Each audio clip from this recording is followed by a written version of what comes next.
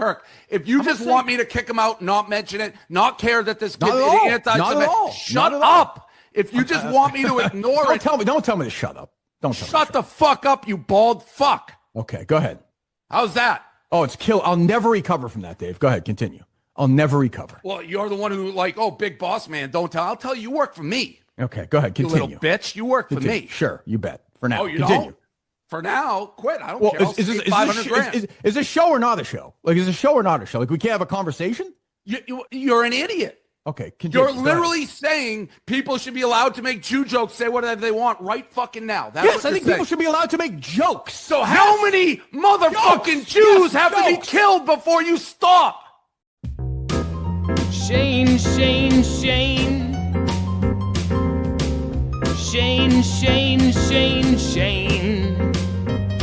A-L-A-N Allen.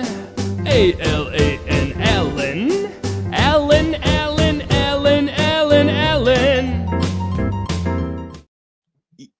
Yeah. I don't know. I mean, I think Elon Musk probably shouldn't have said that, you know? No, I don't think so. He probably shouldn't have said that Donald Trump was in the Epstein files. I mean, come on. Hey, what's going on? It's episode 56 of the 38th Parallel. We haven't been here in a while. We're here for a limited time. And I don't know if you were listening to that, watching that, but that was Dave Portnoy and Kirk Minihane getting into it. And I don't know who the other guy was, but he was sitting there just taking it all in. That was really the fun part of it, was watching his face and him just sitting there like, damn, this is how it is. Every time we do a meeting, they're just fucking yelling at each other. You know, it's crazy. How many, Shane? How many Jews have to die in order to stop making jokes about them? 6 million. All of them. Oh. Wow. Yeah. It's the same. It's the same answer of how many kids have to die before you'll give up your guns. I don't know. So now the answer to that now will be, I don't know how many Jews have to die before I stop making Jew jokes. Yeah. Every last damn one. Wow. That's crazy. Yeah. Isn't that wild? That's so embarrassing. Like, I know that a lot of people, I saw that clip. Like, I didn't even watch the whole thing. I saw a few seconds of it and turned it off. And that's the first time I've seen that much of it. But I saw a lot of people on social media who were like, Dave Portnoy's over. He's done. Like, yeah. I mean, he wasn't exactly everyone's favorite guy to begin with, but now he's super alienated himself. Like, he's just a degenerate gambler that makes fun of people and eats pizza. And now it's like the shtick's over. He's so obviously in the tank for the happy merchants that nobody cares. Just shut up, go away. So what a way to end your career is to scream at a guy that allegedly is like a friend and an employee, coworker, whatever, and saying that no, you can't make Jew jokes. You can't do that. Shut up, faggot. Jesus. Man, I mean, yeah, he told him to shut the fuck up, you bald fuck. And he's like, whoa, I'm never going to recover from this. And I was like, you got nothing. Yeah. And that's the boss. That's the guy that's supposed to be like intelligent and in charge. Yeah. Like, I don't know. I've always been told these people are like really smart and industrious. Isn't that weird? I mean, they would make Barstool Sports however he made it. I don't know if he had some other I don't know the whole story of it. I don't know. I'm sure he has some outside people coming in and helping him out or whatever, but I don't know. But the main thing, like I was saying before, like that guy's face is sitting there taking it all in. That is a 10 out of 10. Like how Dave Portnoy rates the pizzas. That's a 10 out of 10. Like by far. Yeah, it was a combination of I can't get involved because if I get involved, get me off the screen. Yeah, get me off the screen is part of it. This is just pathetic. And I mean, the other part of it's got to be like, dude, calm the fuck down. Like, you're such an embarrassment to all of us the way you're acting. It's just, I don't know. Like, what was the last time? It was before the whole Will Smith, Chris Rock thing. Like, there was the whole slap thing. But before that, what was the last big like hoopla in the comedy community where comedians, basically the battle lines were drawn and one side was saying, maybe it was the trans stuff. Maybe it was like Chappelle, yeah. maybe it was Chappelle and the trans stuff, because it was Yeah. like, again, the true comedian knows there's no topic off limits, and Right. you've got to be resolute in that stance. And if you find a line that you won't cross, then you're no longer really, legit. You're not a true comic. And so for some of them, because they're just, appealing to the left and being dick rippers, they're like, oh, well, we can make fun of everybody, but let's not make fun of the trans or Pride Month. But obviously, Chappelle's going to, like, that's of course. And so yeah, maybe that was the last one. Maybe the whole trans thing, like, that was the last big drawing the line and splitting like the comedy world in half. And now, I guess apparently now it's God's chosen people, apparently. Even though they're the ones committing genocide in Gaza, it's God's chosen people. You can't make Jew jokes because Jews are dying. No one Jews. Did you know that? Everyone else is ones. Yeah, everyone else is fully accounted for. They're at home tonight. but not all the Jews. No, sir. So it reminds me of like Gilbert Gottfried when he did the 9/11 joke. Right. But I mean, that was important because it was shooting off the signal flare, to everybody else, like, hey, it's okay.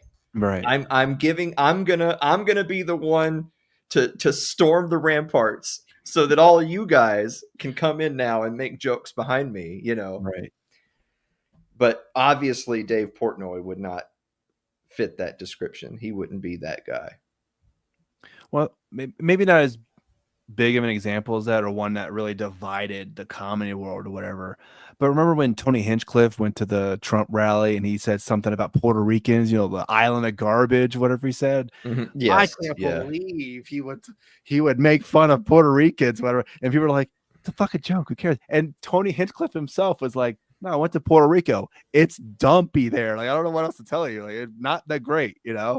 And then I Killed Tony about maybe, I think, a week or so after it, when they finally released it, they had people making jokes about it. Tony Hinchcliffe made jokes about Puerto Ricans, whatever, and he himself made a joke. Yes, he did a whole special, I think, talking about that or something like that, where he was making fun, basically being self-deprecating. Hey, we can make fun of Puerto Ricans. All right, cool. So yeah, if this were the old days, then it like all the headline comics would go out tomorrow night to do their type 5, and it would just be 5 minutes of nothing but Puerto Rican jokes, just to demonstrate that, like, I'm above that. You don't get to tell me what I can and can't say. That's the whole point of their whole profession, is that they can say what they want to say regardless of topic or theme or whatever. I know that there's a new special out by Anthony Jeselnik that's on Netflix. Oh, right. Yeah. And I haven't seen it yet. So please, no spoilers if anyone else has seen it.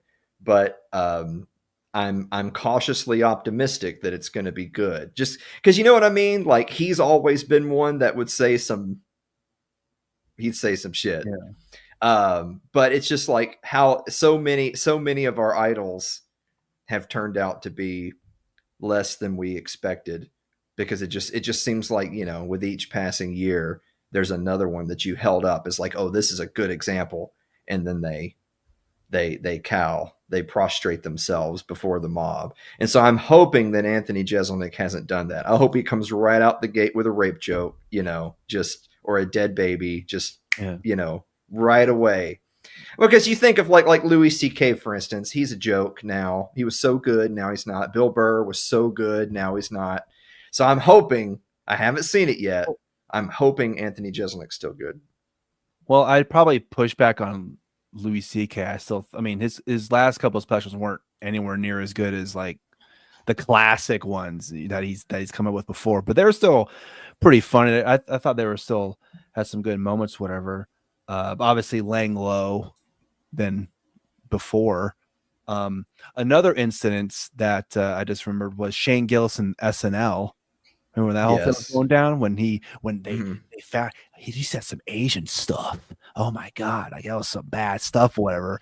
And then Yeah. he gets fired the day he gets hired, and then I think Shane even said something like, "I was the last person that could make fun of Asians. Like apparently now you can't do that anymore. You can't make fun of Asians because I was the last one who could do that." So Well, then of course, obviously, you fast forward to today. Like, obviously, Shane Gillis is doing fine. You know, he doesn't. He yeah, and he's doesn't need. hosted He does. SNL since, yeah. Yeah, he doesn't need Saturday Night Live. But Right. yeah, it still drives the point home that if someone with of that level of talent is person non grata at SNL, that it makes you wonder, well, then what kind of people are working for SNL, right? It's people that toe the line. Don't say that. Let's do whatever, but let's make sure that we're touching the right demographics. It's like, that's why SNL blows ass right there. I mean, it's just Norm Macdonald all over again. I mean, it's the same thing that, like, you think of some of the greats, you think of like the all-time greats, and you realize they wouldn't get hired, right? Like Norm Macdonald would not get hired at Saturday Night Live if he were 30 years old right now. Yeah. No, Yeah. 0% chance. And a bunch of others. I mean, hell, Eddie Murphy wouldn't get hired at Saturday Night Live. Like, it was a time and a place. yeah. So yeah, Well, Murray, Chase, none of those guys could work there because I mean, if they were young and full of vigor and they came in there just throwing haymakers, they'd get fired. They wouldn't make it. Well, you mentioned Anthony Jeselnik, and it just got me thinking. Like, is comedy pretty much the last, I guess, I don't know, profession or whatever you want to call it, that is, because there's some people who've been really pushing hard gatekeeping, because we see gatekeeping in politics and pretty much a lot of other kind of big things like that. But even Anthony Jeselnik sometimes, like you're saying, his stand-up, great. It seems like he's off limit, like nothing is off limits or whatever. But then when I hear him on podcast appearances, he seems kind of like, I don't know. He lives in LA, right? I think he lives in Los Angeles. He kind of has that LA vibe, like, well, I'm too good for that or whatever. My name is Anthony Jeselnik. I can make these kind of jokes, but I hear someone making jokes like that. So he's kind of wishy-washy to me on, like, when I hear him on podcasts or whatever, but anyway, what I was going to say is comedy pretty much that last bastion of, I can say whatever I want and no one can stop me. Well, it was. Yeah. It hasn't been in a long time now. It seems like, though, it's starting to kind of come back a little. Like, it's starting to, there's a lot of pushback. Say, no, I'm going to say stuff. But I think another important thing to say, though, is that, like, yeah, you can say whatever you want, but if you say something and it's not funny, well, you lost. I'm not saying what you said was bad or anything, but it just wasn't a funny joke. So, well, okay, so I'll use Bill Burr as a perfect example, because he's a perfect example of someone who was really good and then had a really good point, but then went down the slippery slope. So obviously, in his younger years, when he was just an angry alcoholic, he was great. And then he reached a certain level of success where, because he did an interview talking about this, where he just said point blank, like, it was during the Star Wars stuff. It was when that Gina Carano had gotten canned. Yeah. And he spoke publicly about it. Now, keep in mind, he spoke publicly about it after the fact. He didn't stand up for the bitch. He talked about it after the fact. So he's already a coward. Oh, it's okay for me to say something now? Okay, I'll say it. Yeah. So he said after the fact that he didn't like the way that she was treated, and he thought that she was a very nice lady and all that stuff. But he also point blank said in an interview live on camera that the reality of it is that he's making more money, writing a show for Netflix and appearing in Star Wars than he made, like, in a decade of traveling the country doing stand-up. I mean, by an order of magnitude. And he's like, I've just had a kid, I'm started a family kind of a little bit later in life compared to most. And so in my mind, I'm thinking, well, this might be my 15 minutes, so I got to make all the money I can make, and I need to keep my mouth shut and do my job so that when I get canceled, next week, I'll have money, like I can just retire. And he said point blank, it's like, look, I'm a coward, and I kept my mouth shut because I'm trying to take care of myself.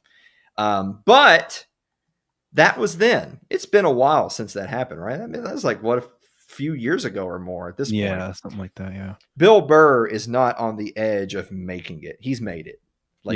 He's big. He's made a lot of money now. He's been in multiple shows. He's written shows, all this stuff. He's been on The View.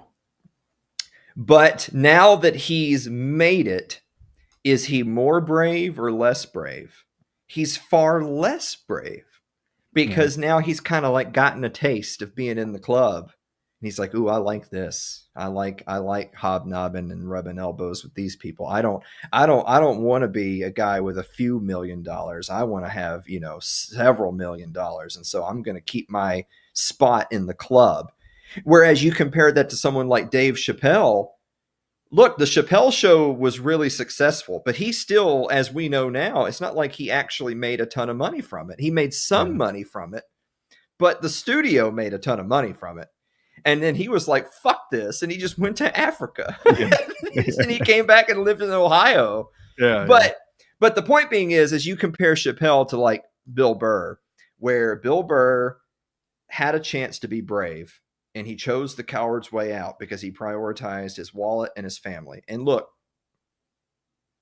we'll give him that. But he since then, I'm not saying he's untouchable in this as if he can't be canceled, but he's untouchable in the sense of if you have his net worth, you can live a comfortable life if you never work another day in your life. Right. But instead of it's kind of like having tenure as a professor. You're supposed to use that as an opportunity to speak out and know that you're not just going to get canned by the administration tomorrow because you have the wrong bumper sticker on your car, right? That's the whole point of having tenure. If you're a tenured celebrity, then fuck them if they cancel you. You've made yours, but you're going to use your platform to be brave and speak truth to power and all that. Dave Chappelle did that. Even when he hadn't quite gotten to the level he's at. Like, he's such a transcending talent that he became monumentally wealthy and successful regardless of the fact of butting heads with those people. Mm-hmm. But Bill Burr, having reached the same level of monetary financial success, has chosen to continue being a coward. And that's a huge gap between Dave Chappelle and Bill Burr. And so it's like, so now it's going forward. It's like, look, if you and me got discovered tomorrow and somebody was like, this is great. We're going to fly you guys out. We're going to have you do a show. It's going to be awesome. Here, just sign here, sign your souls over to us. And here's what you're going to get paid. And it's 7 digits or more is what the number is. I could understand you being like, Alan, shut the fuck up and sign the paper. Right?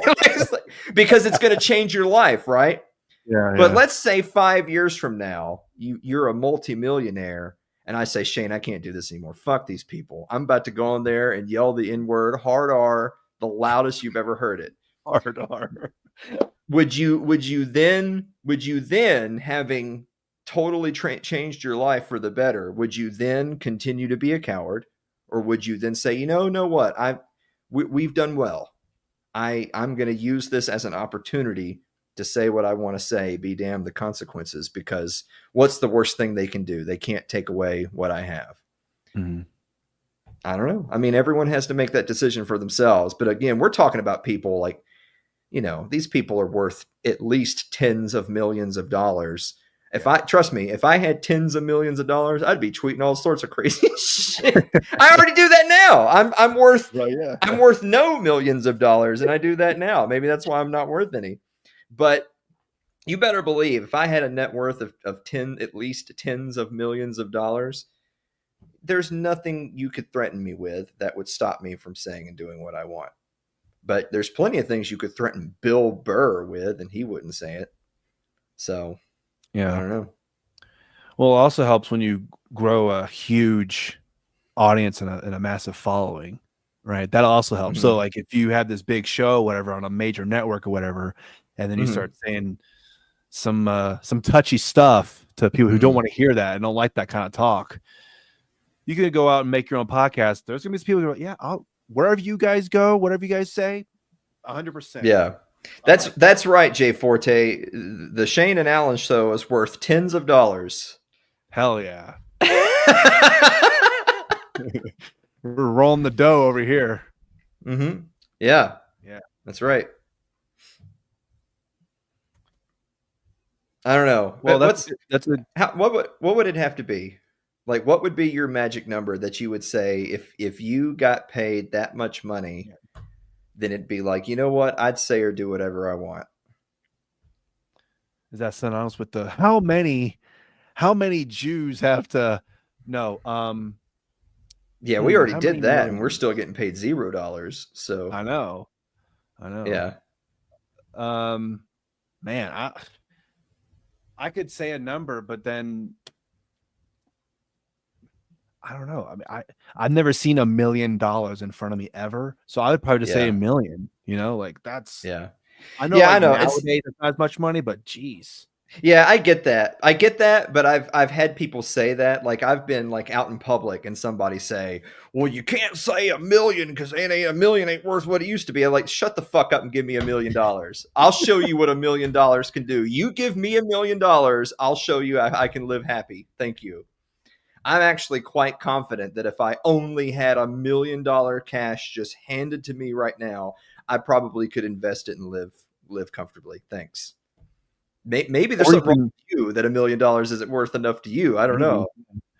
It's like Yeah. the people who win the lottery and they have like tons and tons of money, and then you find Right? out that you spent it all in 2 years or whatever. Isn't it crazy that somebody will win like $120 million Powerball? They'll take the payout, so they get like 50 out of 120, and so they have $50 million. Like this person worked at Kroger's, and now Yeah. they have $50 million, and like within 5 years they declare bankruptcy. I Yeah, couldn't do it. It's like I just can't think of enough things to spend money on to lose that much money. I know actually we joke, I know what it is. It's that they always say that it's always other people. You know, you end up attracting all these other people who are like, hey man, invest in my business, invest in this invest in my podcast called the Yeah, right. Yeah. Parallel. And then they end up in an odd way, they end up becoming too generous. They give out too much money to too many different people as investments, and then all that goes belly up because they're just, it's just cash infusion with no backstop, and then they end up losing all their money. But like, I think of myself, it's like, dude, if I had, $10 million, $5 million, if I had $5 million, that's 10% of the number in my example, I could buy a house where I want and a car that I would want and build myself a home studio that would, I could be like the new Blaze TV, or whatever. Hell yeah. And never want for anything in my, what else do you spend money on? Right. Like, even though I have millions of dollars, I still just want to go get Mexican.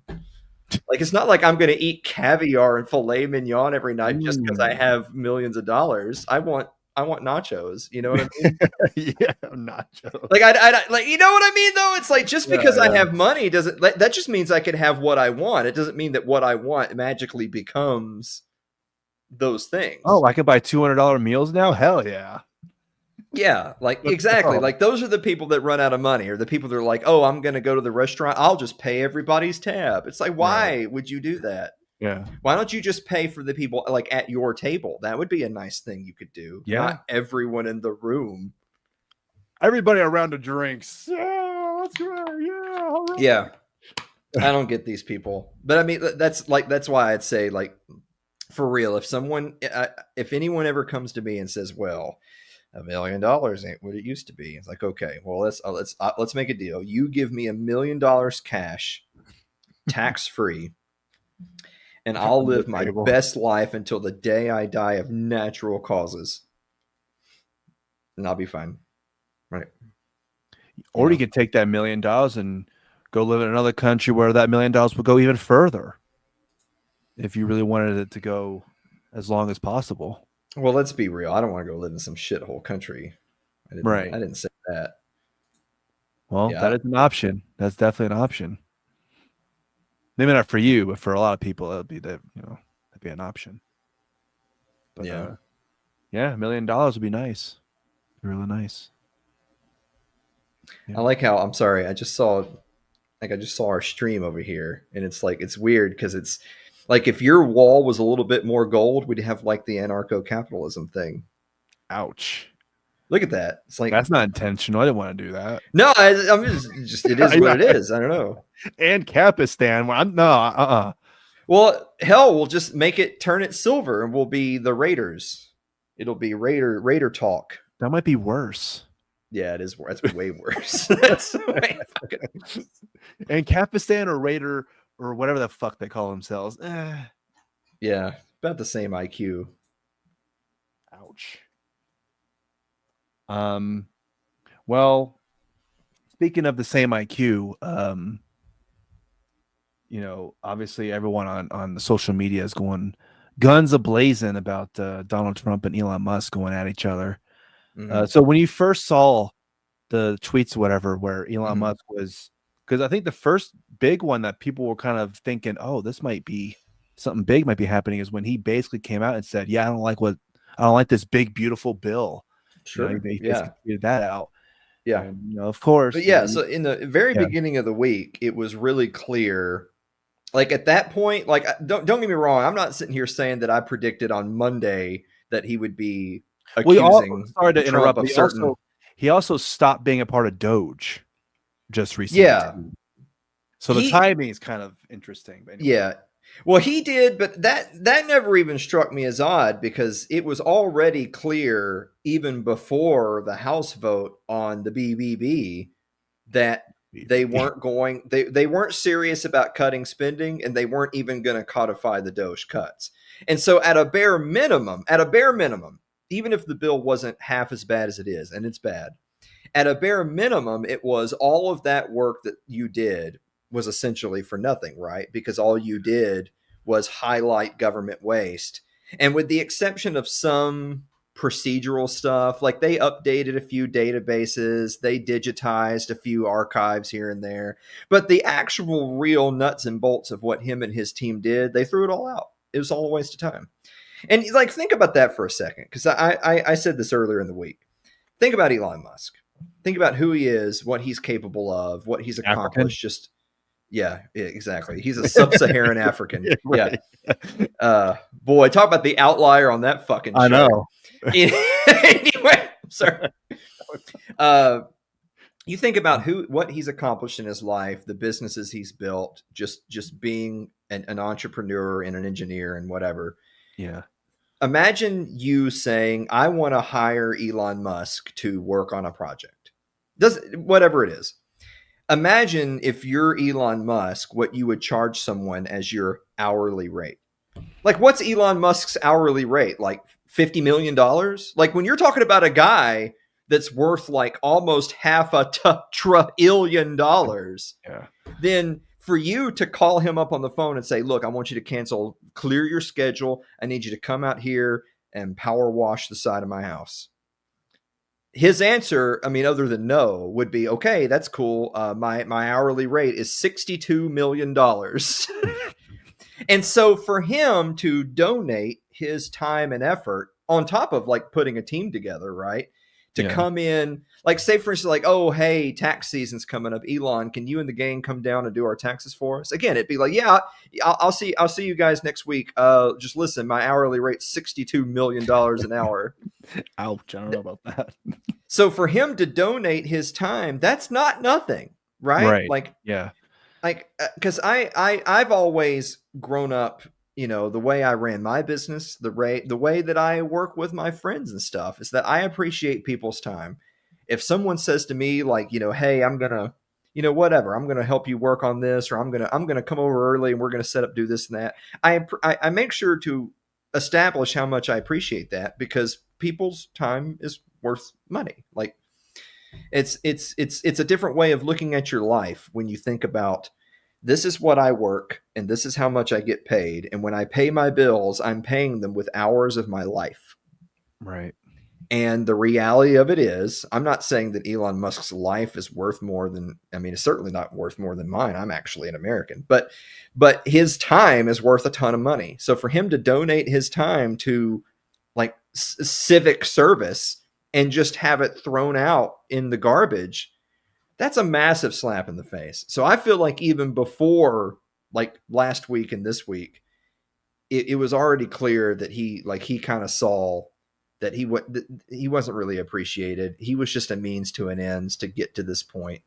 They were just entertaining him. They weren't really like serious. It's just federal Republican Party 101. They're not actually serious about doing anything. They just want to fundraise that they're gonna do things.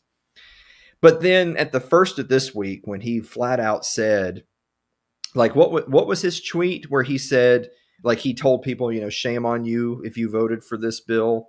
Like, you know, this was a bad bill. You know it. Kill the, you know, call your congressman, call your senator, kill the bill. And then like Thomas Massie and Rand Paul were like, those two and Elon Musk were like actively tweeting at each other. Like, yeah, we got to work on stopping this bill because look at the debt it's going to add and all this. Look at the spending. And it's not codifying the cuts and whatever. You could tell then that it was over. Now, Trump hadn't said anything yet to Elon that we know of, not publicly. And Elon hadn't said anything yet that we know of publicly to Trump. But he was actively working against the administration. So we knew then it was just a matter of time before Trump came out and said something that he would stick his foot in his, because this is what he does. This is just who Trump is. As soon as someone steps out of line, even an inch, he's going to talk about how they're not that smart and they didn't actually mean that much. And he's going to lie about what happened behind closed doors and all that. Yeah. And then, so that's when Trump came back with the him and Mike Johnson, which, by the way, Trump's one thing. Trump is just a cult of personality, but Mike Johnson is like the most hated man. Like he's most hated man in America by everyone. No one respects Mike Johnson. Republicans don't like Mike Johnson. Wait, he was Democrats, at the UFT event. You remember that? Yeah, exactly. And even then everyone was like, what the fuck is he doing? Get security. Get him. Yeah, no one likes that man. So when he and Donald Trump insinuated that actually Elon doesn't really know what he's talking about, you guys. He's not really informed. Because that's a guy with like a 200 IQ with Elon Musk is super uninformed, doesn't really know what he's talking about. But he's just mad because we're taking away his EV subsidies, even though Elon himself went on record for months saying they should get rid of the subsidies. Oh, no, he's just mad because we're taking away his subsidies. So not only it was a slap in the face that they threw his work out, then it was a slap in the face to the voters that they were going to increase spending and increase debt. And then it was another slap in the face to him personally. It was insulting his intelligence. It was insulting the value of his time and effort. And then that's when he fired back with, you know, if you've got the tweets, I don't want to ruin your surprise, but it got spicy after that. Well, I have some other tweets from some other people that is just, I don't know. But yeah, so basically what Elon said was, and I think this is really what got to him, Donald Trump, was he basically said, oh, Donald Trump is he's on the Epstein files. Yeah. Have a good day, DJT. Yeah. Right. Yeah. And then he followed it up with the truth will come out. Like, wow. Right. Okay. But then some people were kind of saying to Elon, being like, well, that's kind of weird because if you know this and you knew this while working with Donald Trump, then were you just holding this information? Well, those people are retarded. That's such a weak argument because he could, first of all, there's no way he could know unless he's seen the list, which he hasn't. And second of all, he probably highly suspects it now for the same reason we should all highly suspect it, which is you and I have already done a show talking about those fake binders where they didn't release the list at all, and they gave it to all the right-wing influencers to try to talk up a bunch of fake news. Right-wing influencers. And then it all went away. Notice how that story's gone. And we don't even talk about the binders Where's anymore. part 2? Come on. Yeah, where's part 2? Remember it was all on Pam Bondi's desk and all that bullshit. Remember Cash Patel day one was going to turn the J. Edgar Hoover building into a museum for the deep state. It's all gone. You know why it's gone? So first of all, they lied. They're just trying to get elected. They don't care about you. And second of all, because they're all on it. They're not good. So Elon's perspective is you said you were going to release it. Now you're saying you won't. That tells me you're on it, or you're at a bare minimum. Your donors, your political allies, your friends are on it, and probably you're on it. And so that's why you won't release it. And of course, if you want to play this weak argumentative game of, well, that means Elon was supporting a pedophile. He's bad too. It's like, okay, well then release the files. Release it. Clear your name. Let's just release the files. Here we go. Let's see them all. And then that way we'll all see that you're a good and virtuous person and you're not on. I mean, we already know that Donald Trump knew the people personally. We already know that he flew on the Lolita Express multiple times. Now you can hem and haw about what the destinations of the planes were, but let's be fucking real for a second. These people are in the club. Yeah. So again, if I'm insinuating something that shouldn't be, let's just release the files and we'll just see. We'll see who the clients are. The client list, they may release another binder with a bunch of fake ledgers and emails, just but the black bars. Yeah, the client list will never, ever, ever, ever come out. It's the same thing as the people saying that this is 4D chess, because now it's gotten the Democrats saying, let's release the files, and it's 4D chess because now we got the Democrats. First of all, you don't need the Democrats. You have the files. You're literally sitting in the office with the files. Who gives a shit what the Democrats want? These people are so fucking stupid. Shane. Well, there's also people that I definitely get it, where they go, okay, Donald Trump's on Epstein files, so who gives a fuck? Who cares? Donald Trump's on it, whatever.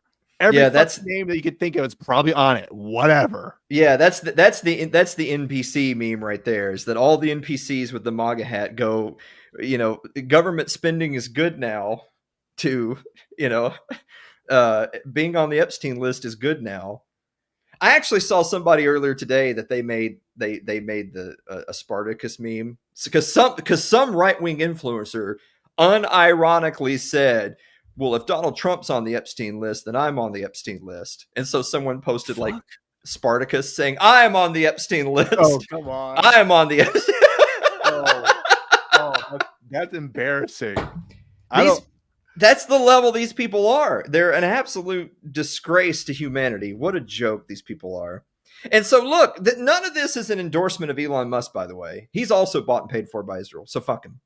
I'm just saying he's not naive. Actually, he's pretty naive about American politics because he got involved thinking he'd make a difference. Which is kind of really a lesson for you and me, isn't it, right? Like if a guy worth $500 billion can go all in and actually genuinely create exactly 0% difference, then what can we do? Yeah, and not only that, pretty much depends on who you talk to, like destroy his image.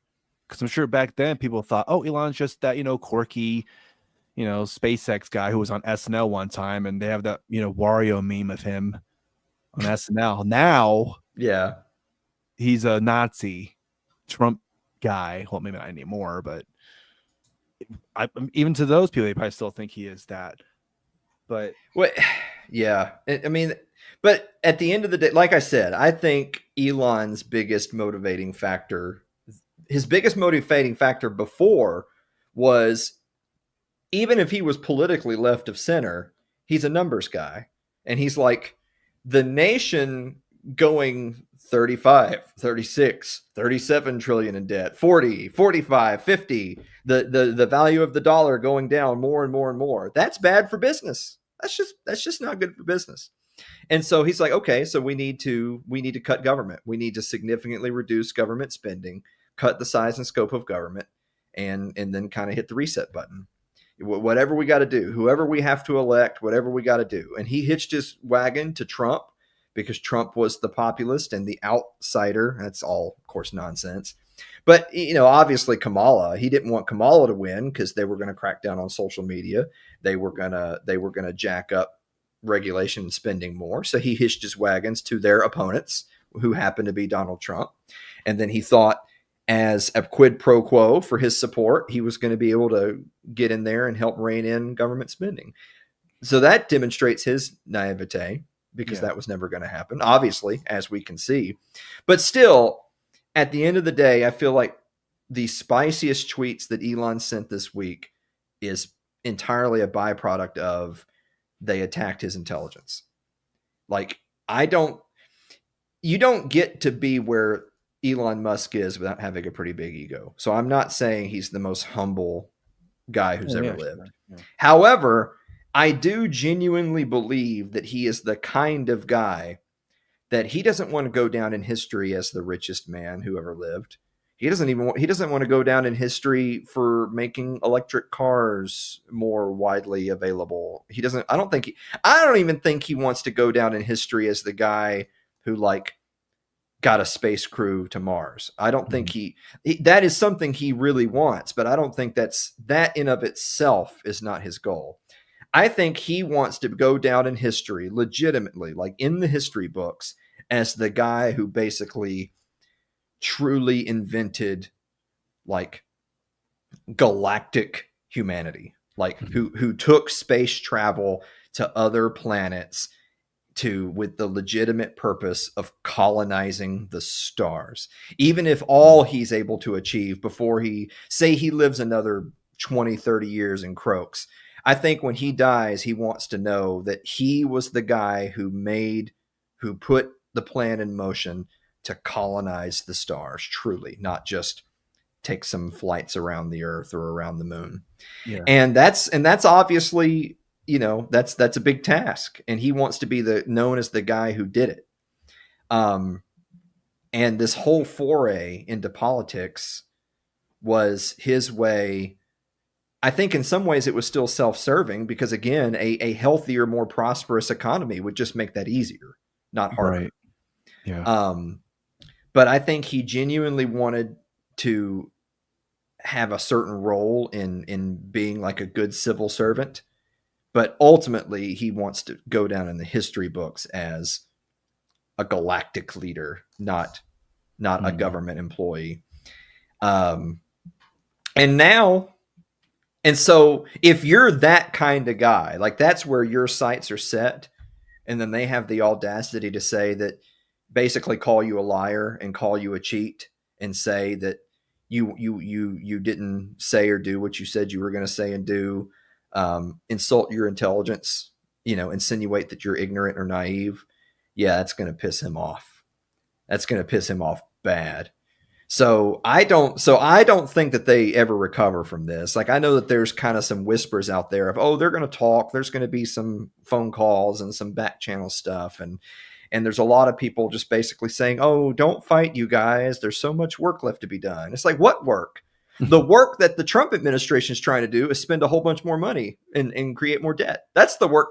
The work that Elon Musk is trying to do is A, the opposite of that, and B, go to Mars. So what the Trump administration wants to do is the opposite of what Elon Musk wants to do. So I don't really see them ever coming to terms ever again on any of it. But again, to me, the sad thing is not that two rich and powerful people had some kind of public falling out. Nobody gives I don't care about that. The real lasting impression of all this is that it takes a lot more. It takes a lot more than just IQ and money. There's a lot more to the political game than just that. Because if all it took was money, and Elon Musk, because again, all of the stuff he's done has lowered his own net worth. His own stock price has gone down. He's spent a lot of money and lowered the value of his own brands trying to get involved in public discourse. If he just kept his mouth shut and collected government contracts and just built cars and spaceships, his net worth would be higher. So, so a guy who I think still today is still worth something like $300 billion. $300 billion. Now we're not even talking about could you live on $1 million. That dude could give us $1 billion and not remember that he did it. Right. What would you couldn't even sit here and talk about what you would do with it, because you couldn't do anything with $1 billion. You could try and fail. You couldn't spend it. It reminds me, I had our friend Joseph Solis Mullen from the Libertarian Institute. He was on my show like a month or two ago, and he had said that in the economic world, there's a joke of what's the difference between $1 billion and $1 trillion. About $1 trillion. And it's because compared to $1 trillion, $1 billion is nothing. Yeah. It's same thing in looking at like federal deficits. When they say, all right, listen, Elon, fine, we'll cut this $9 billion of Doge cuts. $9 billion? Dude, we're $37 trillion in debt. You're going to cut $9 billion and say, there you go. There you go, my good man. What's the difference between... So what's the difference between $37 trillion and $9 billion? About $37 trillion. Jesus Christ. Well, I'll read you some tweets, some reactions that I thought were pretty funny, and you can just react to them. All right. So as long as they're not Tom Myers, then you can no Tom Myers. No. I need to know what Tom Myers thinks about the Musk Trump fallout. Jesus. Right? Yeah, I want to know what A+ jokes he's got for this. Yeah. Mm-hmm. So Ian Mouse Chong, he said something about this. He took a side. Okay. Because he screenshotted Elon Musk's time to drop the really big bomb. Trump is in the Epstein files, blah, blah, blah, blah. Mm-hmm. Mm-hmm. Ian said, President versus Elon, who wins? My money's on Elon. Trump should be impeached and JD Vance should replace him. I mean, maybe, but JD Vance is like totally owned by the same people. So it's like, it's like new boss, same as the old boss. But whatever. I mean, at least he's willing to call out Trump. I bet there's a lot of people that aren't willing to bite the hand that feeds them. And yeah, because I'm looking at some other tweets here. So what's Donald Trump going to do with that Tesla that he bought from Elon? Is he going to like destroy it? What's he going to do with it now? I thought he just got gifted it. I didn't think he bought it. Yeah, gifted it, he gave it to whatever, but what is he going to do with it? Hey, you take it. I don't need this. Trump doesn't even know where it is right now. Are you kidding me? Probably not. Are you kidding me? No, he doesn't even know where it is. Oh God. But okay, so I wanted to go through this. I was kind of debating what I want to talk about it, but this whole thing is just kind of... I don't know. Did we ever get to talk about that Purdy contract? I think we talked about it before. Yeah, I think we talked about it before. All right. It was all right. Making sure. It's not too bad. Could have been worse. Worse. I still haven't seen the Aaron Rodgers contract, like the actual contract. Oh, I don't know about that, but okay. So here is Mike Lee. They're talking about, this is from June 5th. They're talking about leave NATO, reunite Trump, Musk. This is the way. Cat Turd comes back with, Mike, I love you. The Elon called Trump a pedophile. There's literally no coming back from that ever. Peter Schiff came back with, FYI, pedo. Oh my God, you're bringing Peter Schiff's tweets into this. Okay. I didn't realize this is what we were doing tonight. All right. Okay. All right. Let's fucking go down this rabbit hole. All right. Because I've seen Peter Schiff's tweets today. So yeah. Okay. No, so let's go. Yeah. Let's do it. Peas are attracted to prepubescent girls and boys. I'm not defending Epstein. but he had sex with teenage girls 14 to 17 that had physically developed sexually. They were underage, so criminal and immoral, but that does not make him a pedophile. Someone replies, that's literally the definition. They were children, physically, mentally, and legally. Might want to rethink this post. Horrible look. And dictionary. Peter says prepubescent. Comes back with that. Grok, if they're not adults, are they children? Says diligent denizen. And then Grok comes back with a Grok says, now Peter Schiff says, replying to Grok, I'm not saying it wasn't a crime. I just saying it's not pedophilia. When I was in college, I had sex with underage girls. That doesn't make me a pedophile. And then Norm Cruise comes back with this.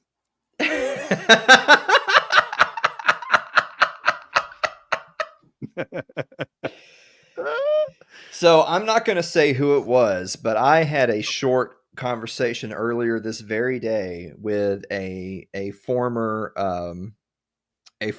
colleague of Peter Schiff's, because I had reached out to them and said, hey, I saw Peter Schiff decided to share some interesting thoughts with the internet today.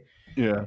Their response to me is I'm so effing happy that I'm not associated with Schiff anymore. Yeah, that's holy shit. You know what's funny? This is the thing, is that I know what he was trying to say. And if he had said I was 18 or I turned 19 my freshman year of college and I banged a high school girl who was like a senior, then it wouldn't have been as bad. But he didn't say that. He said it in a way that just lets the mind fill in the gaps, you know? Yeah. And it's like, and it's for people who don't know Peter Schiff that well, like Peter Schiff is definitely the kind of guy that absolutely thinks that he's right on everything and everyone under him should do exactly what he says. Like, you know, he's a financial guy, but if he hires you to be his gardener, he's going to come out there and tell you how to be a gardener. If he hires you to detail his car, he's going to come out there and tell you how to detail a car. If he hires you to pave his driveway, he's going to come out there and tell you how you're supposed to pave a driveway, because he knows everything and everyone should listen to him, which is a shame, because if he weren't that way, he would have hired like a publicist or a social media person who would say, no, Peter, we're not actually going to hit send on that one. Yeah. But since Peter knows better than everyone, I can promise you he actually is the guy who typed that out and send.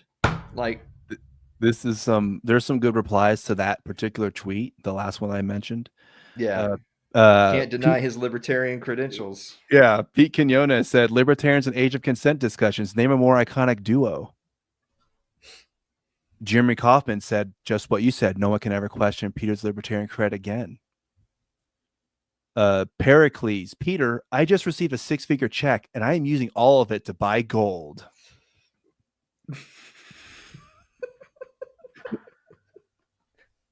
Oh, God. It's just some of these pictures. I should probably just reshare this, but god damn. You know, the funny thing is that, again, like if I were really playing devil's advocate, I would say, look, you can't just ask Grok about what the age of 18 means, because look, different states in the United States have different ages for the age of consent. Yeah. So even though it may be true that nationally 18 is considered legal adult age, I know the age of consent is lower in, like, it's 16 in like Alabama. And it's not just like weird backwater southern states. I think the age of consent is lower in a bunch of states in like the Northwest and the Northeast and all that. So there's several states where it's lower than 18. So again, the point being is that technically speaking, so first of all, he didn't defend things from a legal or moral standpoint.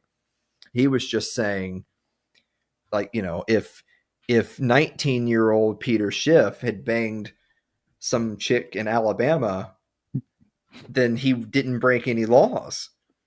Even then, he didn't even break any laws. Yeah. And so it would not be legally correct to accuse him of being a pedophile.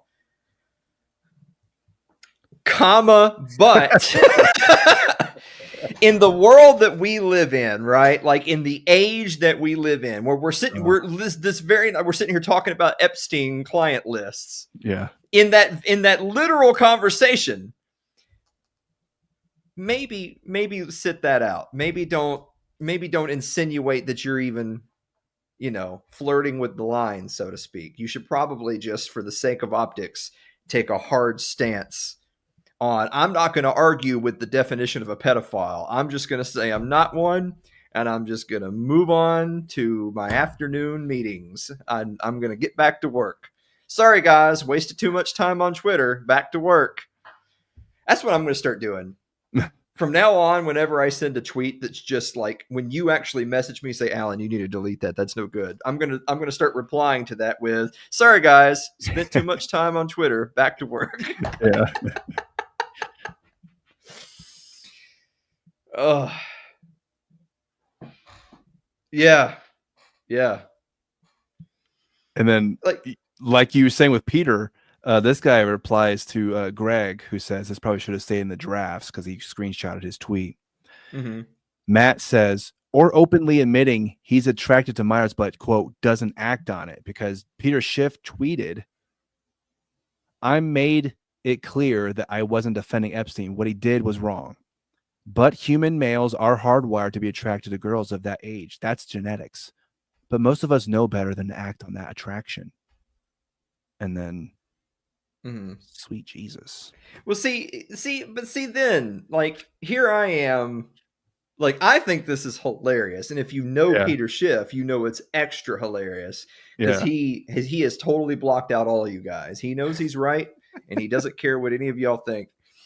But I still feel compelled to take the devil's advocate position of, there's a reason why dudes get in trouble because they don't look at somebody's ID. It's because you can see a girl who's 17 and be like, wow, she's just objectively beautiful. And that's why you need to be careful, because mistakes can be made. Mm-hmm. So Peter didn't say anything that's not true. It's just a weird hill to die on, I guess, right? Like, I guess that's kind of the thing, is that it's not that he said anything that is objectively false or at least arguable.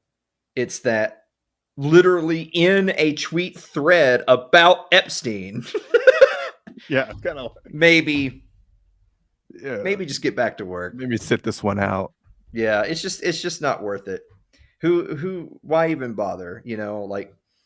Like I even sit here and think to myself, it's like, because we've had conversations before talking about the Dalton line. Like, I talk about the Dalton line all the time of how much younger can a woman be for you to be interested in them. So obviously for me, the line's not wherever Peter Schiff's line is.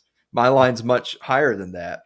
So not only is it higher than that because I'm also not a pedophile, just like Peter Schiff, but it's also just from a practical standpoint. Like, I want someone who shares similar, hobbies and interests and life goals and values and all that as me. And there's a point where when you're talking about someone like 1 or 2 generations removed from you, they're probably not going to share a lot in common with you. So that would only be amplified if you kept getting younger and younger. You're getting older and older, and they're getting younger and younger. Mm-hmm.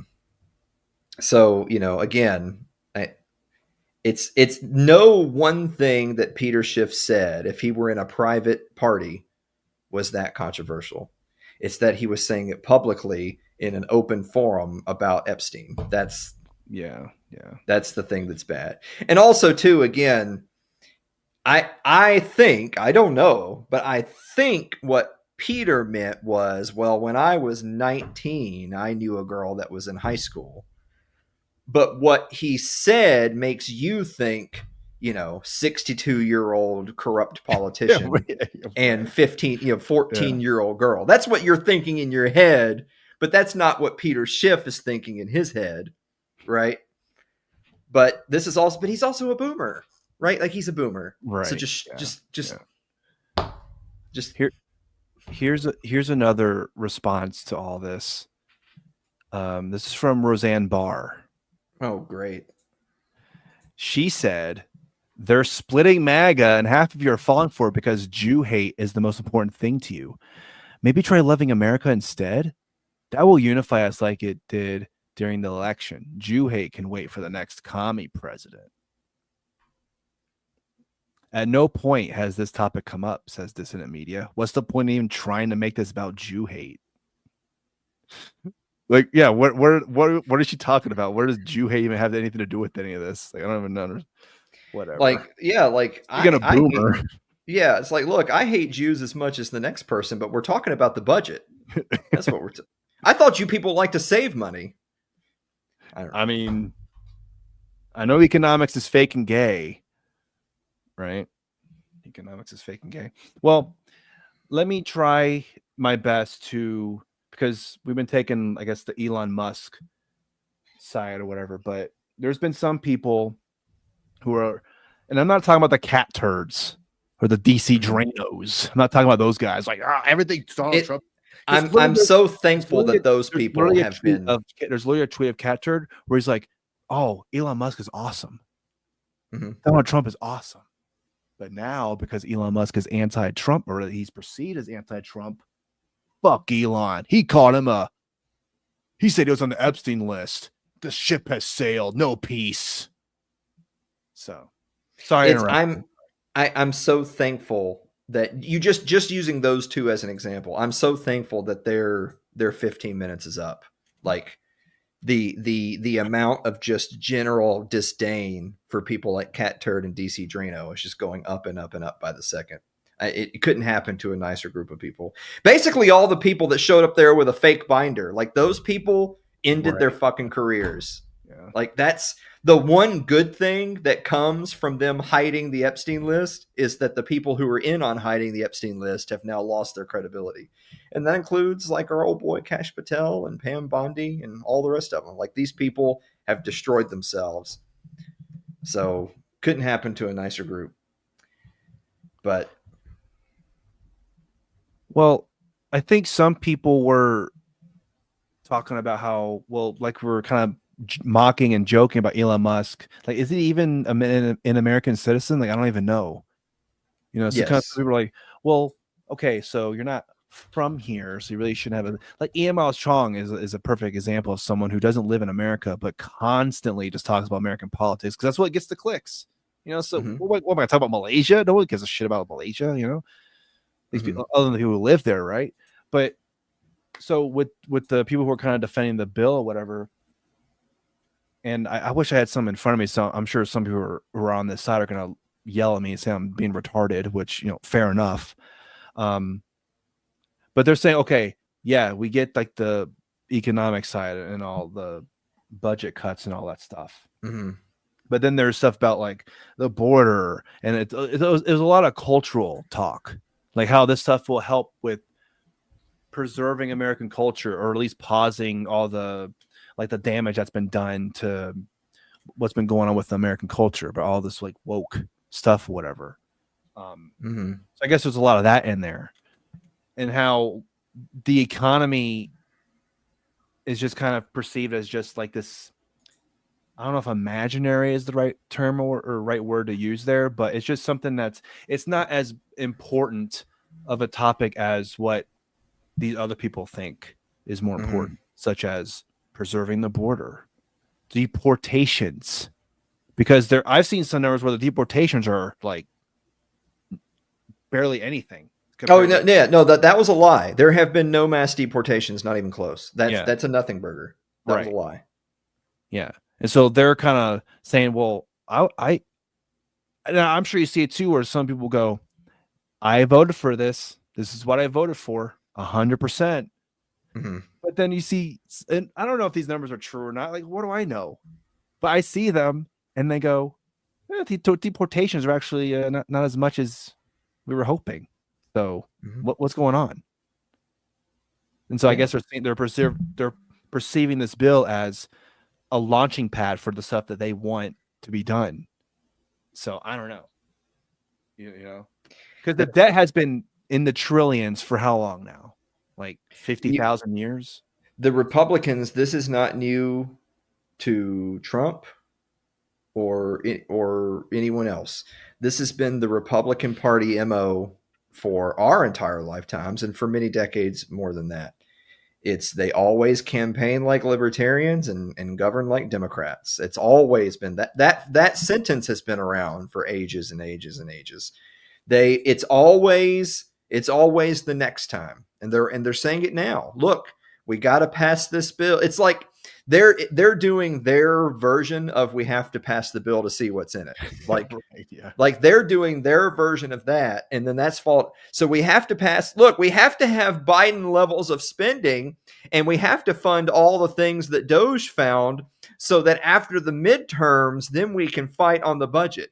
This is the fucking budget. Fight right now. What are you talking about? So first, so two things really quick, because I know we're running out of time. Number one, fight now. You have the House and Senate and the presidency. There's no excuse. There's zero excuses. If they even start to make one, you just know that they're a leftist and they're lying. And second of all, you know why we can't? You know why they want to push it to the midterms? Because they know they won't be able to win the fight then, because they're going to get murdered in the midterms. Dude, the Republicans are going to. I actually tweeted this the other day. If the Democrats can just do one thing, and that's stop talking about mutilating children's genitals for like a year, just even if you really, really, really want to carve up some children's genitals, just don't talk about it for like 8 months. And if they do that, they are taking a huge majority in the House and Senate. And then Trump spends 2 years going rah, rah, rah, rah from the White House with absolutely no support. And then he's at lame duck and his presidency's over. First of all, the incumbent party basically always gets trounced in the midterms. That's just a historical reality. And then on top of that, Trump's entire coalition is Maha. It's the Kennedy / Shanahan people, which they're mad because that's all been a big fucking scam. And it has been some of the more libertarian types. They're mad because they're just about to explode more debt. Well, they're mad spending all the time, so that's kind of a given. Then you, and of course, and then obviously like your centrist types. So basically, Democrats who are against trans and kids either didn't vote for Kamala or maybe held their nose and voted for Trump, but maybe they just didn't vote. Yeah. All of those people are going to go vote in the midterms for Democrat reps and senators and governors for that matter. So the Republican Party is about to get absolutely destroyed in the midterms. And so since they are, that means they obviously won't be fighting over another budget bill because they won't have a leg to stand on. This is what's going to happen after the midterms. After the midterms, Chuck Schumer and Nancy Pelosi are going to get together and they're going to write whatever fucking grift and pork they can think of, and they're going to hand it to Trump and they're going to say, sign it, fucker. And then he's going to say, well, I said I'd never do this again. And he's going to hand it right back to him with his signature.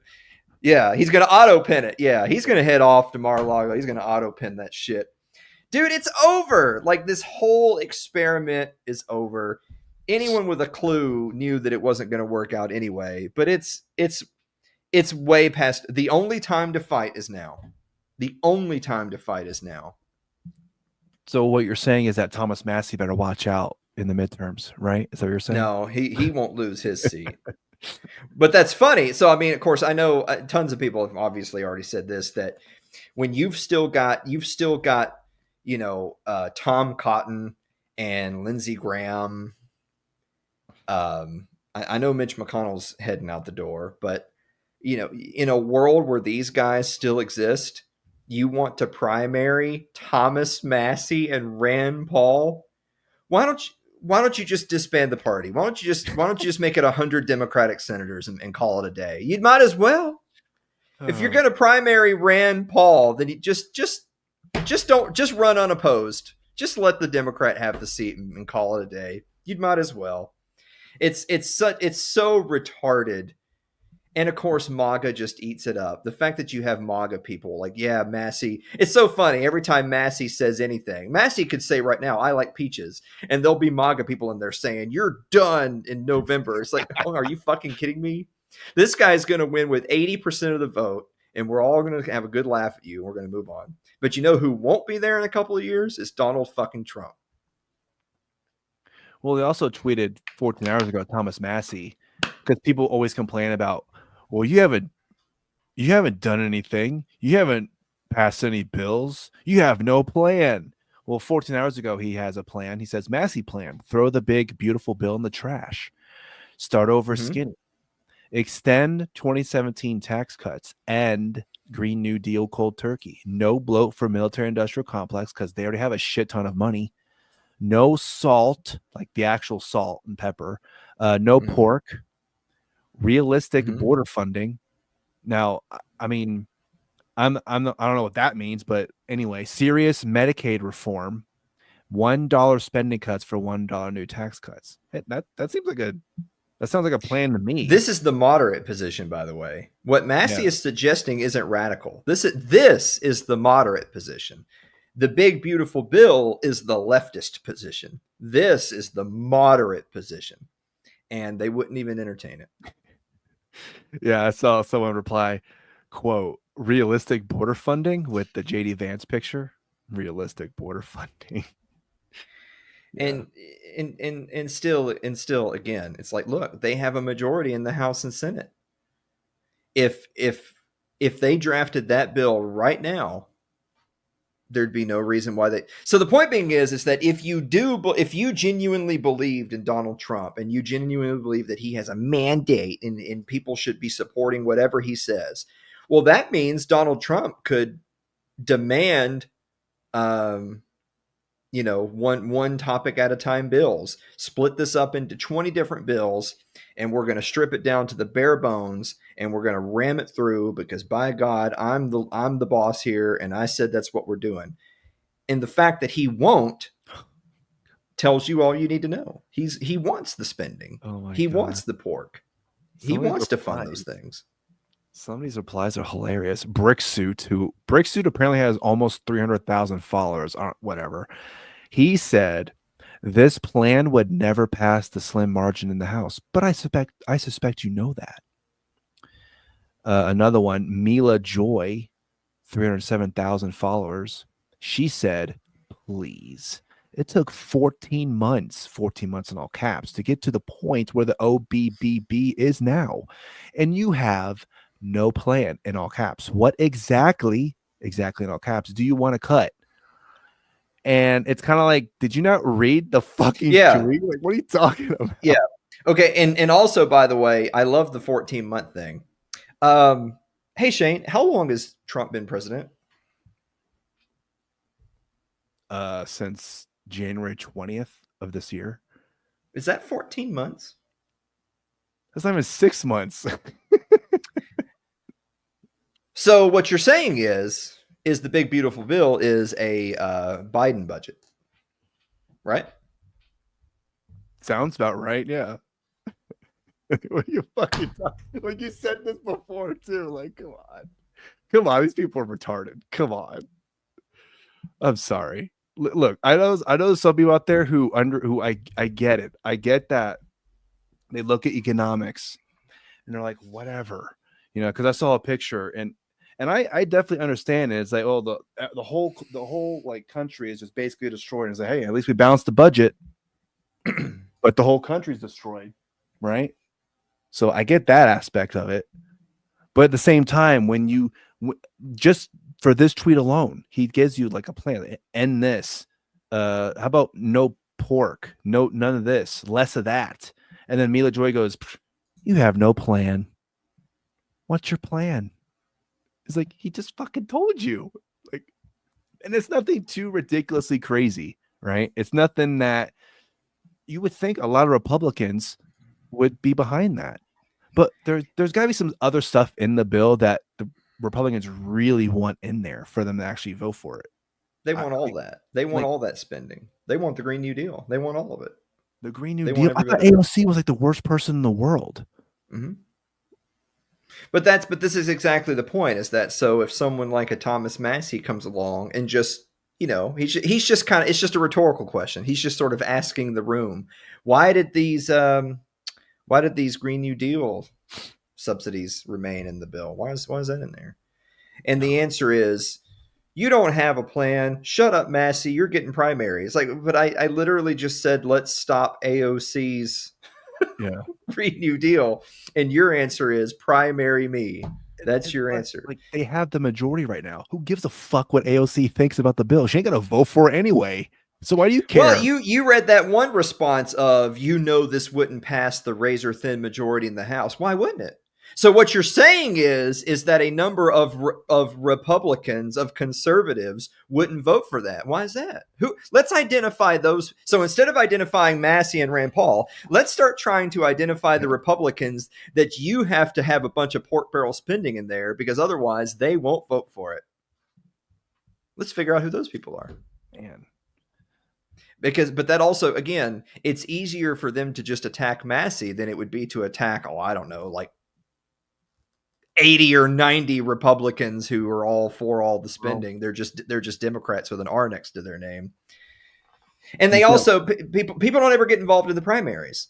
This was actually earlier this very week. Elon Musk had said, in November, we need to vote out all of these Republicans who voted for the bill.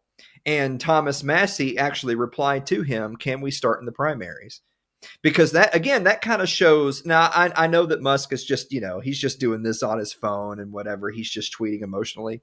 But that's the point, is that you can't get rid of these people in November. You got to get rid of them in the primaries. Because getting rid of them in November just means the Democrat wins, and the Democrat's just going to vote for it anyway. You have to show up in the Republican primary and get rid of all of the big government rhinos. That's what you have to do. And they've never been able to do it. They've never shown any real interest in doing that. That's just never happened. Again, they're way more interested in trying to primary Thomas fucking Massie than they are trying to primary people like Lindsey Graham. Lindsey Graham's a monster. Lindsey Graham has spent his whole fucking life up there. He's an absolute monster. He just took a trip to Ukraine this past week without Trump's approval to ham it up with fucking Zelensky over there and undermine specifically what Trump himself has said about the war. Do you see them saying that we should primary Lindsey Graham? Have you seen even one tweet from any major player in Washington, including Trump himself, saying we got to get rid of Lindsey Graham? He's undermining me. He went to Ukraine without my authority, and he's speaking out against my foreign policy. We got to primary Lindsey Graham. Have you seen even one? No, I don't think so. How many have you seen to get rid of Thomas Massie and Rand Paul? Well, Massie, I've seen at least a couple of them for sure. Oh, there's thousands. Yeah, there's thousands. I'm just talking about like just recently, like recent memory, So it's just a joke. These people are an absolute joke. Shane, you've done it again. There's my blood pressure. I know we're kind of going over, but I'm having too much fun here. Another guy though, who's kind of been anti big beautiful bill is another representative from Ohio, Warren Davidson. Mm-hmm. I haven't really seen Donald Trump go after him or DC Drano go after him. Cat turd. If they have, send the tweets my way. Or, DM me. Hey, actually, these guys have actually went after Warren Davidson, but Warren Davidson doesn't have as huge of a following on Twitter as Thomas Massie does, because Thomas Massie has 1.3 million followers as of right now. Warren Davidson, I think, has like 85,000. Something like that. Yeah. I mean, Thomas Massie is absolutely the modern day Ron Paul. Like, he's untouchable in his district. So the fact that we're even sitting here having that conversation, it's just a waste of time. It's a joke. Yeah. They pose no risk to Thomas Massie's House seat so long as he wants to keep it. But unfortunately, vice versa, they're not. These people who shout, "Well, you don't have a plan." What are you talking about? He's not in the club. Do you think that Trump and his cabinet and do you think that the Schumers and the Pelosi's and the McConnells and the Grahams, do you think that those people say, hey, Congressman Massie, we're meeting this afternoon to talk about the budget. Get in here. No. No, you stupid bastard. In fact, again, this very week, remember how it was a whole big controversy about how they released these multiple 1,000-page bills and then they don't have time to read them. Remember how that was a big part of the Republican platform, is we were going to get rid of this whole voting on bills that nobody read. Did you see what Massie said about that this past week? He was talking about how they used some congressional legalese to get around that. They submitted a bill that was already way too big for anyone to read, and then they made addendums to the bill literally the night of the vote that added like 1,000 pages, and that didn't count towards the original like timer for reading the bill. So again. You had a chamber full of people who just voted on a bill that exactly 0 of them had read in full and could possibly understand. By default, it should have been 435 no's because no one read the bill. So there we are. We're right back to we got to vote for the bill to see what's in it. That's what Marjorie Taylor Greene was saying too. Is like, we didn't read this. I didn't know that this was in here. Like, the AI, no regulation of AI. Mm-hmm. You know, how could you? Yeah.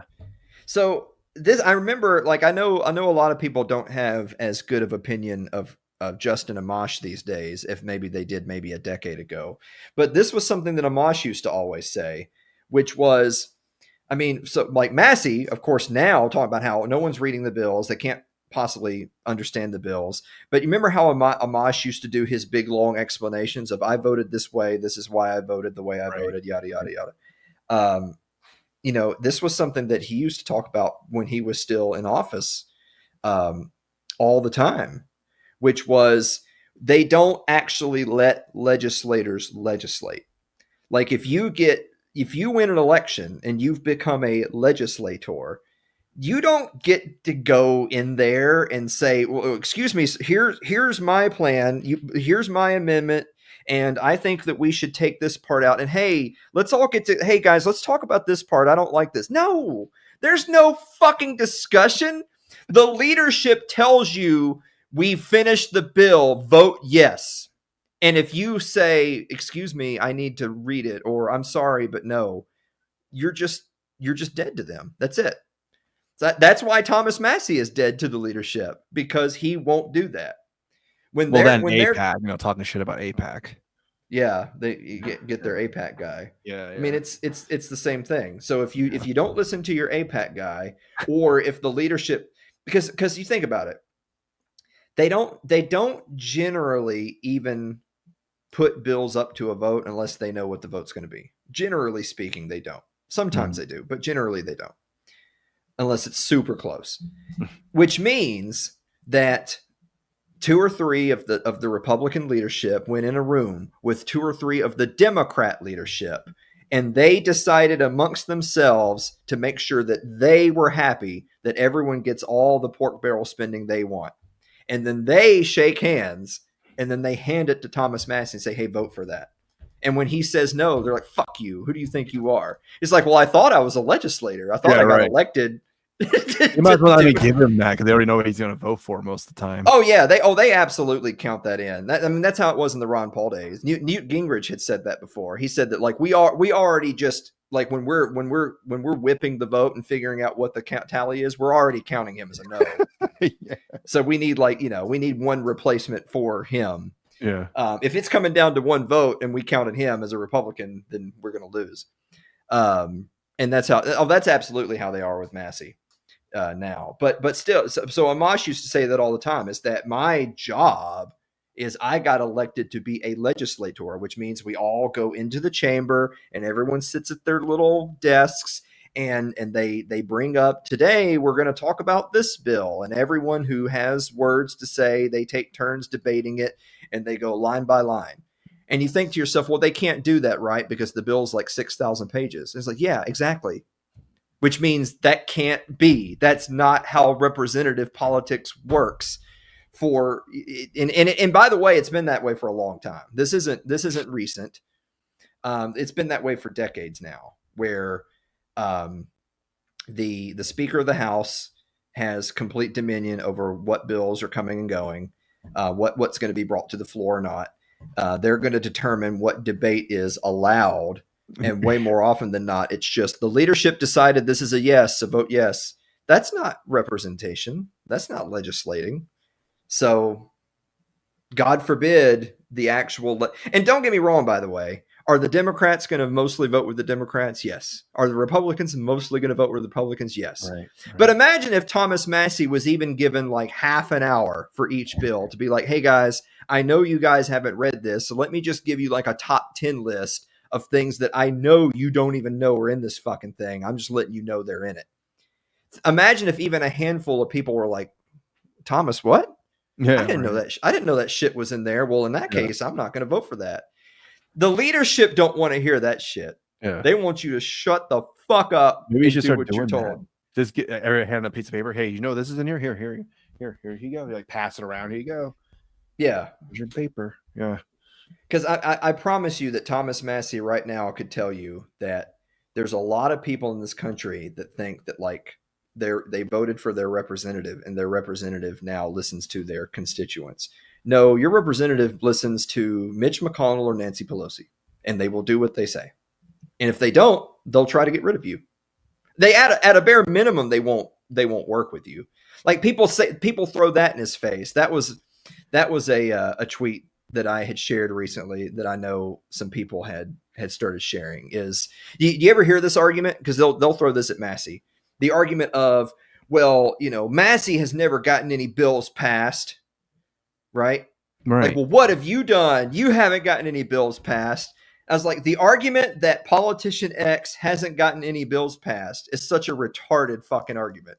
So if an honest and good person actually enters politics and they're surrounded by literal murderers, thieves, and rapists, like literally, they're probably not going to get any bills passed.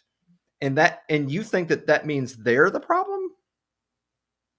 Well, plus he's one representative. How is he himself passing bills? He's not signing off. Like, passes, boom. For every one Thomas Massie in the House of Representatives, there's like 190 rapists. Literally. Do you think those people are going to work with Thomas Massie to pass a bill that benefits you and me? No, of course not. The Epstein client list is in that room. They're not interested in working on bills. They're going to do what leadership tells them.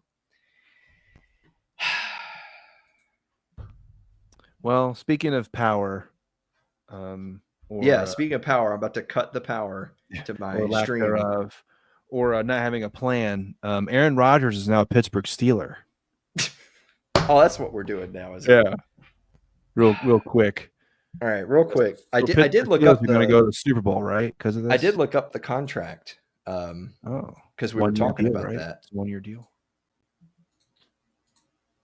But the Steelers are a Bowl contender now. So it's a 1-year contract with a base salary around $10 million with potential incentives that could as much as double it. But the base contract is 1 year, $10 million. Whoa. He swindled them out of $10 million.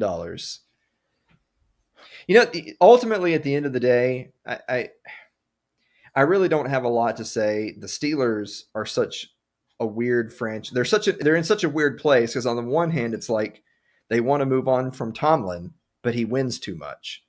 And on the other hand, it's like, but he doesn't win anymore because they haven't given him a quarterback since Ben Roethlisberger. And he's been out of the league for a hot minute, in case you haven't noticed, on top of him being old and decrepit at the end of his career anyway. So he's winning too much, but you also won't get him a franchise QB. So he has to cobble it together every year with his defense to try to win, 8, 9, or 10 games. And he somehow keeps doing the bare minimum. But so they go out and get Aaron Rodgers. So first of all, the only reason we're even having that conversation is because they didn't go out and get a serious quarterback before. They didn't trade for someone. Yeah. They didn't trade up in the draft to draft anyone higher. So they were forced. And then two, and this is another one of those rhetorical questions. I don't want your opinion on whether or not Aaron Rodgers is a better quarterback all time than fucking Mason Rudolph. That's not the question. Do you think that the Aaron Rodgers that you watched play for the New York Jets is better than Mason Rudolph right now? Yeah, I don't know. I mean, I say it's definitely no. I think it's just absolutely objectively no. I think Mason Rudolph is Mason Rudolph played a little bit last year for the Titans. Remember that? Oh, that's he had right. better numbers. And, he had better numbers. They drafted Will Howard because we were talking about too about they were going to possibly draft Sanders, but they drafted Will Howard instead. That's which that's just a throwaway pick. He's not a serious that if they wanted to draft a QB that was going to like play this year, they would have moved up in the draft. Not DK Metcalf. Oh my god! Look at that. They went. They got him.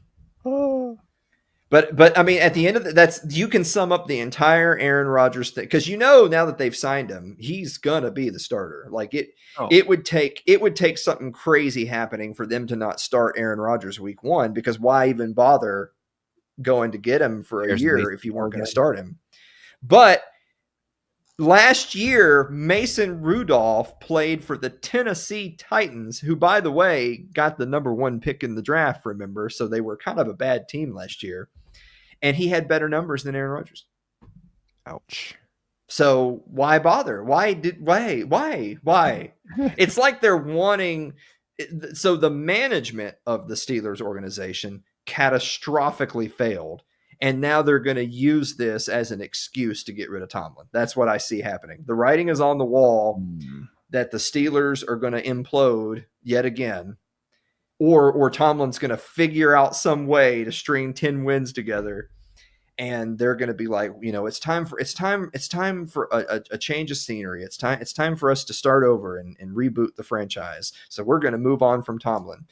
And you know what that means? That means the next year the Steelers are going to suck ass. And you know what that means for Mike Tomlin? Mike Tomlin can go coach anywhere he wants. That's what's going to happen to Mike Tomlin. Mike Tomlin will get a job the moment he walks out the door. Whereas the Pittsburgh Steelers are going to be doo-doo. Oh, man. Hell, for all we know, maybe Will Howard will be playing this year. Yeah, like I was saying, under my breath, but Aaron Rodgers could tear his ACL again week 1. All right, Mason Rudolph, Will Howard, whoever, you're up.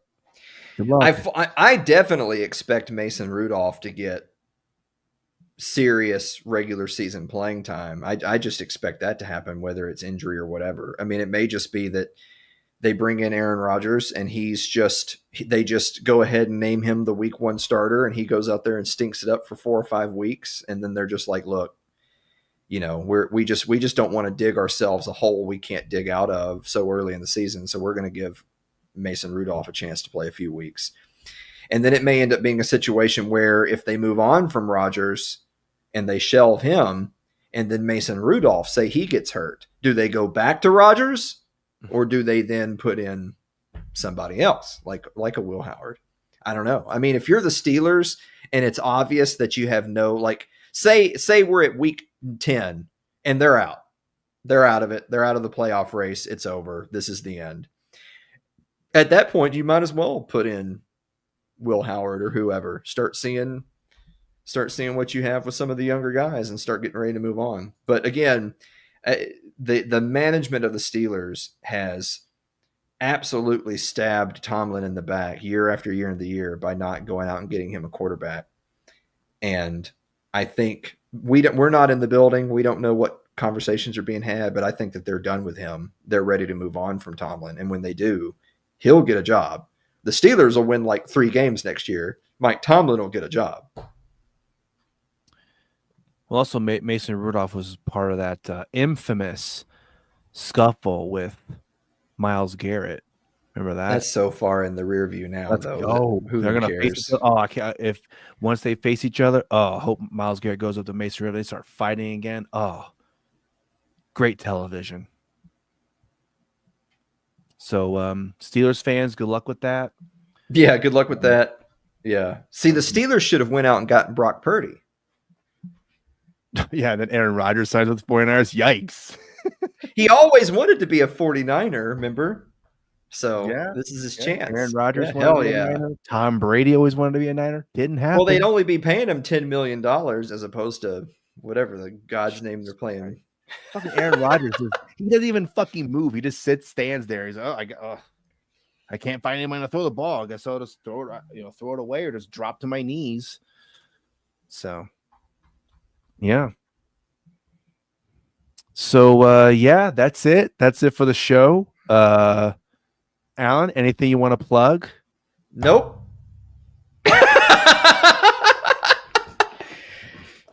All Go right. Broncos. Ugh.